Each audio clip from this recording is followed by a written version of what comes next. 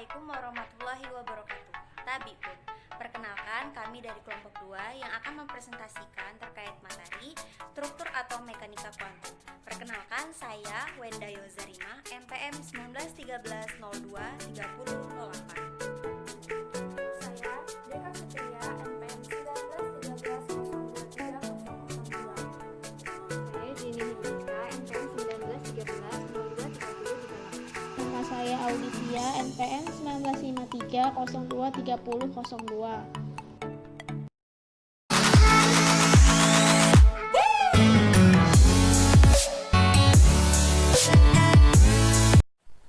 Di sini saya akan menjelaskan tentang dualisme cahaya. Jadi, pada akhir abad ke-17, ada dua pendapat mengenai sifat cahaya. Yang pertama yaitu dari Newton. Newton berpendapat bahwa cahaya memiliki suatu partikel, di mana partikel tersebut dapat dilihat melalui fenomena efek fotolistrik, bahwa cahaya bergerak cepat dalam medium yang rapat. Bahkan pada tahun 1900 oleh Planck, beliau mengamati fenomena tentang radiasi benda hitam, di mana fenomena tersebut dapat diterangkan apabila beranggapan cahaya adalah partikel. Yang kedua yaitu menurut Huygens. Huygens berpendapat bahwa cahaya memiliki sifat gelombang. Hal tersebut dapat dilihat melalui fenomena interferensi dan difraksi cahaya, bahwa cahaya bergerak lambat dalam medium yang rapat. Berdasarkan dua pendapat tersebut, de Broglie pada tahun 1924 menyimpulkan bahwa cahaya tidak hanya memperlihatkan sifat dualisis, tetapi secara sama, materi yang jelas menunjukkan sifat partikel yang dapat juga memperlihatkan sifat gelombang, atau secara singkatnya begini. Cahaya tidak hanya memiliki sifat partikel, tetapi partikel-partikel kecil pun pada saat tertentu memperlihatkan sifat gelombang. Hipotesis de Broglie dijabarkan dari persamaan Einstein dan juga Planck. Berdasarkan persamaan Einstein, yaitu E sama dengan mc kuadrat. M sama dengan massa partikel dan C adalah kecepatan cahaya. Sedangkan menurut persamaan Planck, yaitu E sama dengan hv, di mana H sama dengan tetapan Planck dan V adalah frekuensi foton. Sehingga dari kedua persamaan tersebut dihasilkan persamaan lambda sama dengan H per mv. Persamaan tersebut memiliki hubungan dasar antara partikel sebagai partikel yang memiliki momentum, yaitu mv, dan partikel sebagai gelombang di mana memiliki panjang gelombang, yaitu lambda. Sifat gelombang ini hanya mempunyai arti bagi partikel yang sangat kecil, karena panjang gelombangnya yang menyertai itu dapat diukur. Persamaan gelombang Schrödinger. Pada tahun 1926, Schrödinger menyusun dasar-dasar mekanika gelombang atau mekanika kuantum yang digunakan untuk menggambarkan partikel sebagai gelombang. Persamaan diferensial tingkat kedua untuk gelombang elektromagnetik satu dimensi adalah sebagai berikut yang tertera pada layar kaca. Kemudian untuk elektron yang bergerak dengan kecepatan v digunakan lambang psi untuk fungsi amplitudenya. Menurut Schrödinger, gelombang elektron dalam atom bergerak secara bebas waktu, yang artinya gelombang elektron ini harus membentuk gelombang berdiri atau gelombang stasioner. Karena gelombang elektron dalam atom bergerak secara bebas waktu, untuk menyusun persamaan diferensialnya harus dilakukan pemisahan variabel, yaitu yang dimisalkan sebagai berikut ini. Persamaan Schrödinger untuk satu dimensi yaitu min h kuadrat per 8 pi kuadrat m dikali dengan a kuadrat psi per ax kuadrat ditambah v psi sama dengan e psi. Untuk tiga dimensi yaitu min h kuadrat per 8 pi kuadrat m dikali dengan operator Laplace yaitu sumbu kartesian ditambah v psi sama dengan e psi. Prinsip ketidakpastian Heisenberg. Menurut Heisenberg, tidak mungkin mengetahui secara bersamaan kedudukan dan momentum suatu elektron. Dengan kata lain, bila kecepatan elektron ingin ditentukan secara teliti, maka akan berakibat pada posisi elektron yang menjadi tidak pasti. Sebaliknya, apabila posisi elektron tidak ditentukan secara pasti, maka akan berakibat pada kecepatan elektron yang menjadi tidak tentu. Selanjutnya, Heisenberg dapat menunjukkan bahwa kedua besaran ketidakpastian ini tidak pernah lebih kecil dari H per M, yaitu dengan persamaan delta X dikali delta V sama dengan H per M. Lalu, delta X dikali delta MV sama dengan H, menjadi persamaan delta X dikali delta P sama dengan H, di mana delta X adalah ketidakpastian kedudukan dan delta P sama dengan ketidakpastian momentum. Berdasarkan persamaan tersebut, dapat menunjukkan bahwa kedudukan dan momentum elektron tidak dapat ditentukan dengan tepat secara bersamaan. Namun, menurut Heisenberg, yang dapat ditentukan adalah kebolehjadian terbesar untuk menemukan elektron dalam suatu ruang pada jarak tertentu di sekitar inti.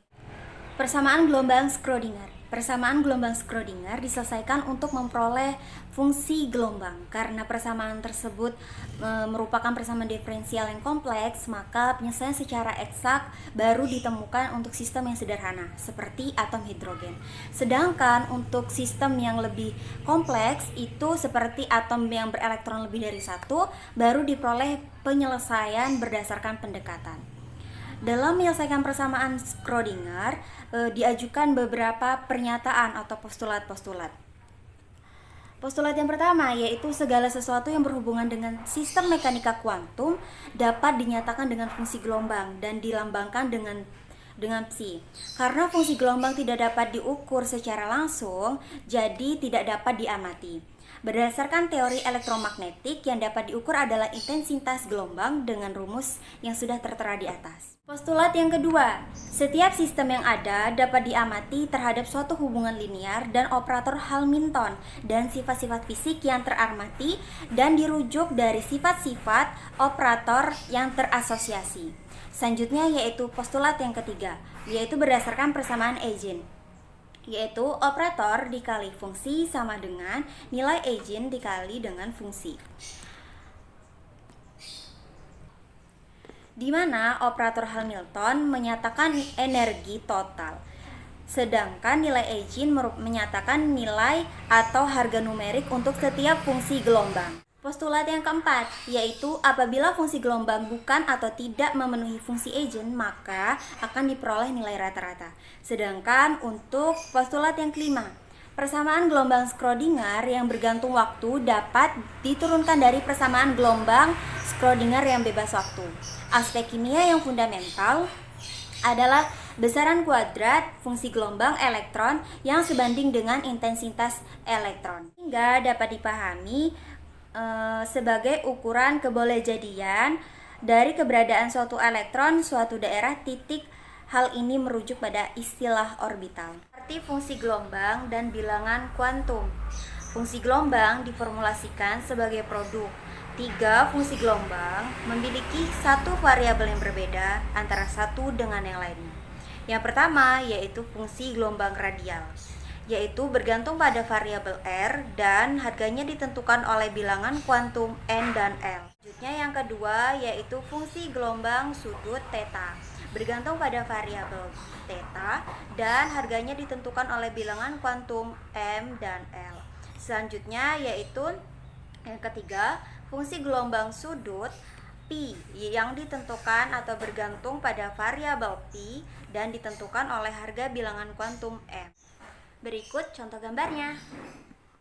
Bilangan kuantum utama dilambangkan dengan N kecil berupa bilangan bulat positif bukan 0, yaitu 1, 2, 3, 4, dan seterusnya yang terkait dengan tingkat energi utama orbital dan volume efektif orbital atau ukuran orbital.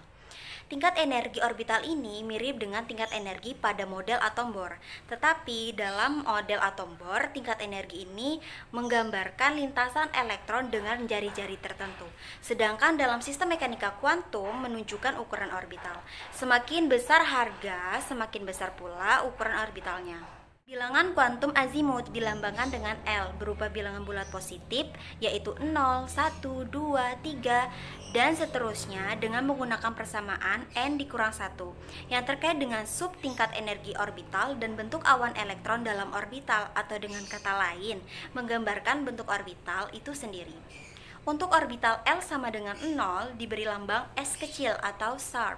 Untuk L sama dengan 1 dilambangkan dengan P kecil atau prinsipal, L sama dengan 2 dilambangkan dengan D kecil atau diffuse, L sama dengan 3 dilambangkan dengan F kecil atau fundamental. Bilangan kuantum magnetik atau dilambangkan dengan M kecil merupakan bilangan kuantum yang memberikan penjelasan terkait jumlah orbital dan orientasi ruang orbital. Dengan menggunakan persamaan, M sama dengan 2L ditambah 1. Orbital S atau L sama dengan 0 memiliki satu harga M yakni 0. Orientasinya ke segala arah. Orbital P atau L sama dengan 1 memiliki 3 harga M yakni min 1, 0, dan plus 1. Memiliki 3 arah orientasi yang diperbolehkan yakni P terhadap sumbu X, P terhadap sumbu Y, dan P terhadap sumbu Z. Orbital D atau L sama dengan 2 memiliki 5 harga M yakni min 2, min 1, 0, plus 1, dan plus 2. Serta 5 arah orientasi yang diperbolehkan yaitu D terhadap sumbu X dan Y, D terhadap sumbu X dan Z, D terhadap sumbu Y dan Z, D terhadap sumbu X kuadrat plus Y kuadrat, dan D terhadap sumbu X kuadrat. Orbital F atau L sama dengan 3 memiliki 7 harga yakni min 3, min 2, min 1, 0, plus 1, plus 2, dan plus 3 serta memiliki 7 arah orientasi orbital yang diperbolehkan seperti tertera di atas. Jenny Hindiska, NPM 1913-02-3038 akan melanjutkan materi dari Wendayo Zarina. Nah, yang lebih menarik adalah mengamati kebolehjadian menemukan elektron pada jarak R ke segala arah dari inti. Nah, dengan demikian, nilai yang lebih berguna adalah fungsi distribusi radial 4πr pangkat 2 R pangkat 2 dalam kurung R yang menyatakan kebolehjadian menemukan elektron dalam ruang sferis atau bola pada berbagai jarak dari inti. Nah, seperti pada gambar berikut pada PPT, gambar yang A itu adalah fungsi radial R dalam kurung R kecil, dan yang B adalah fungsi radial 4πr pangkat 2 R pangkat 2 dalam kurung R dalam atom hidrogen pada keadaan tekanan dasar terkait distribusi elektron. Nah, pada gambar 2.5, awan elektron paling rapat di dekat inti dan semakin menipis dengan perbatasan jarak dari inti. Apabila divisualisasikan secara 3 dimensi, maka diperoleh bentuk orbital pada atom hidrogen pada keadaan dasar, yaitu 1s, bilangan kuantum utama sama dengan 1, bilangan kuantum azimut sama dengan 0, dan bilangan kuantum magnetik sama dengan 0 adalah berbentuk bola. Demikian juga pada kurva pada gambar 2.4, apabila divisualisasikan secara 3 dimensi, maka diperoleh bentuk orbital yang lain pada atom hidrogen seperti pada gambar 2.7 pada PPT berikut. Seperti pada gambar pada PPT, pada gambar 2.8 visualisasi dimensi orbital 2p, kemudian gambar 2.9 awan orbital 3D, dan 2.10 visualisasi 3 dimensi orbital 3D. Telah disebutkan bahwa bilangan kuantum utama n berkaitan dengan ukuran orbital. Semakin besar harga n, maka semakin besar pula ukuran orbitalnya. Pada orbital 1s, 2s, 3s memiliki harga n yang berbeda, akan tetapi memiliki bilangan kuantum azimut dan bilangan kuantum magnetik yang sama, yaitu bilangan kuantum magnetik azimut 0 dan bilangan kuantum magnetik 0. Telah disebutkan juga bahwa bilangan kuantum azimut berkaitan dengan bentuk orbital dan bilangan kuantum magnetik berkaitan dengan orientasi ruang orbital. Orbital 1s, 2s, dan 3s jelas berbeda dalam hal ukuran, akan tetapi sama dalam hal bentuk dan arah orientasi. Namun selain ukuran, ternyata ada hal yang berbeda dari ketiga orbital tersebut. Nah, pada gambar tersebut terdapat perbedaan orbital 1s, 2s, dan 3s berkaitan dengan distribusi elektron dalam atom sebagai fungsi radial. Nah, dalam gambar tersebut terlihat bahwa orbital 1s tidak memiliki nodal, orbital 2s memiliki 1 nodal, dan orbital 3s memiliki 2 nodal. Selanjutnya yaitu hubungan bilangan kuantum dengan diagram tingkat energi orbital. Nah, setelah disebutkan bahwa bilangan kuantum utama n menentukan tingkat energi utama, n sama dengan 1 menunjukkan bahwa elektron berada pada tingkat energi terendah. Semakin besar harga n menunjukkan bahwa tingkat energi yang semakin tinggi. Sesungguhnya, pada atom berelektron banyak dapat diselesaikan berdasarkan anggapan bahwa orbital atom berelektron banyak mirip dengan orbital atom hidrogen, akan tetapi disebabkan oleh pertambahan jumlah proton, energi dan ukuran orbital dalam atom berelektron banyak menjadi lebih kecil dibandingkan energi dan ukuran orbital yang sama dengan atom hidrogen. Nah, apabila orbital dalam atom hidrogen ditentukan oleh bilangan kuantum utama, nah dalam atom berelektron banyak selain ditentukan oleh bilangan kuantum utama, juga ditentukan oleh bilangan kuantum azimut. Orbital S, bilangan kuantum azimut 0 merupakan tingkat energi yang lebih rendah daripada orbital P, bilangan kuantum azimut 1. Sebagai contoh, dapat disebutkan dalam atom hidrogen, orbital 2s dan 2p merupakan orbital yang degenerate. Sedangkan dalam atom berelektron banyak, orbital 2s memiliki tingkat energi yang lebih rendah daripada orbital 2p. Diagram tingkat energi orbital pada atom hidrogen dapat dilihat pada PPT berikut.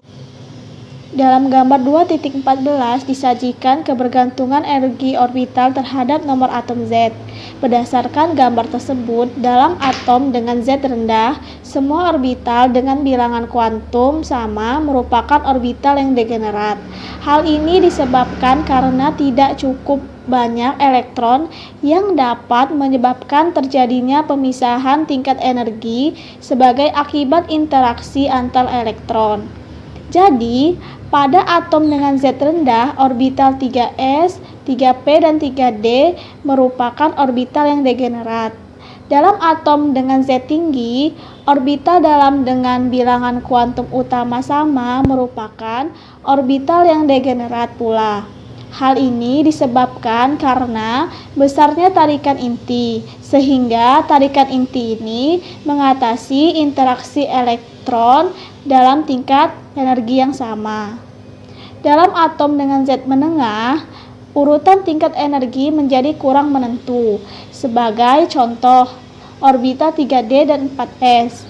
Dalam gambar 2.14 terlihat jelas bahwa urutan tingkat energi orbital dalam atom yang satu berbeda dengan yang lainnya. Tidak ada urutan energi orbital yang berlaku umum untuk semua unsur. Bilangan kuantum spin. Bilangan kuantum spin yang diusulkan oleh Uhlenbeck dan Goldschmidt, bilangan kuantum ini diperoleh untuk menerangkan hasil pengamatan dari Stern dan Gerlach pada tahun 1922 terkait pemisahan berkas uap atom perak yang dilewatkan dalam medan magnetik homogen dan hasil pengamatan Pauli pada tahun 1925 atas spektrum unsur alkali yang terdiri dari dua garis yang berdekatan yang tidak sesuai dengan ramalan Bohr yang menyatakan bahwa spektrum unsur alkali yang seharusnya terdiri dari satu garis. Berdasarkan pengamatannya, Stern dan Gerlach berpendapat bahwa atom perak Z sama dengan 47 pasti ada paling tidak sebuah elektron yang tidak berpasangan. Sementara Pauli berdasarkan pengamatannya mengusulkan postulat bahwa elektron dapat berada dalam dua kemungkinan keadaan atau tingkat yang ditandai dengan bilangan kuantum spin bertambah setengah atau berkurang setengah.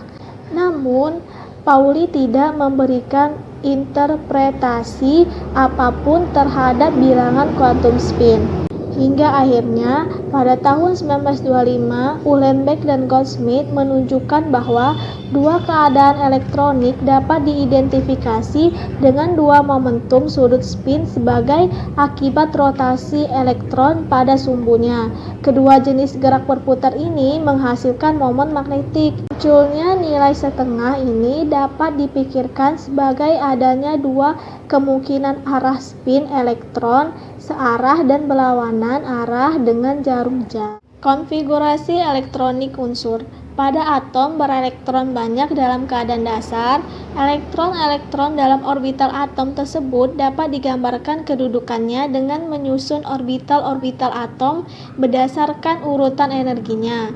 Selanjutnya, satu demi satu elektron didistribusikan pada orbital-orbital dalam atom tersebut.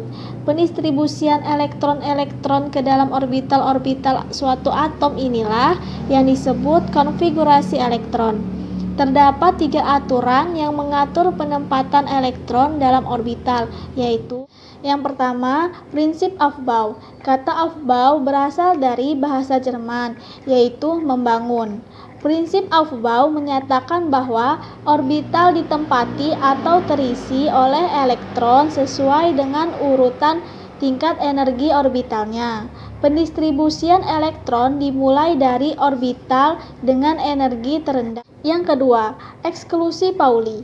Eksklusi Pauli didasarkan pada postulat Pauli yang menyatakan bahwa total fungsi gelombang termasuk bilangan quantum spin dalam satu sistem harus bersifat antisimetris terhadap saling tertukarnya tiap dua elektron dalam sistem tersebut. Hal ini berarti bahwa dalam satu sistem tidak boleh ada dua elektron yang mempunyai harga yang sama terhadap 4 bilangan kuantum. Dengan kata lain, dapat dinyatakan bahwa satu orbital hanya dapat ditempati satu pasang elektron. Yang ketiga, kaidah Hund.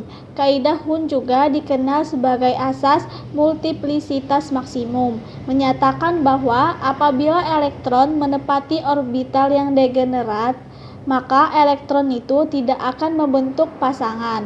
Sebagai contoh, apabila 3 elektron menempati orbital P, maka ketiga elektron tersebut masing-masing akan mengisi orbital Px, Py, dan Pz. Kaidah Hund harus mulai diperhatikan pada penulisan konfigurasi elektronik suatu atom apabila elektron mulai menepati orbital P, D, dan F. Hal ini mulai teramati pada unsur kelima dan seterusnya. Berdasarkan hal tersebut, konfigurasi elektron unsur kelima dan seterusnya adalah sebagai berikut. Yang pertama, boron dengan konfigurasi elektronnya 1s2, 2s2, 2px1 atau 1s2, 2s2, 2py1 atau 1s2, 2s2, 2pz1. Yang kedua, ada karbon. Konfigurasi elektronnya 1s2, 2s2, 2px1, 2py1 atau 1s2, 2s2, 2px1, 2pz1 atau 1s2, 2s2, 2py1, 2pz1. Yang ketiga, nitrogen 1s2, 2s2, 2px1, 2py1, 2pz1. Penulisan seperti di atas berulang pada unsur-unsur dengan nomor atom 11 sampai 18. Pada unsur ke-19 yaitu kalium. Elektron terakhir masuk ke orbital 4s, tidak ke orbital 3d. Akan tetapi, data eksperimen kimia dan spektroskopi menunjukkan adanya penyimpangan seperti yang pertama, krom dengan konfigurasi elektron 1s2, 2s2, 2p6, 3s2, 3p6, 3d5, 4s1. Yang kedua, tembaga dengan konfigurasi elektron 1s2, 2s2, 2p6, 3s2, 3p6, 3d10, 4s1. Yang ketiga, lanthanum dengan konfigurasi elektronnya 1s2, 2s2, 2p6, 3s2, 3p6, 3d10, 4s2, 4p6, 4d10, 5s2, 5p6, 5d1, 6s2.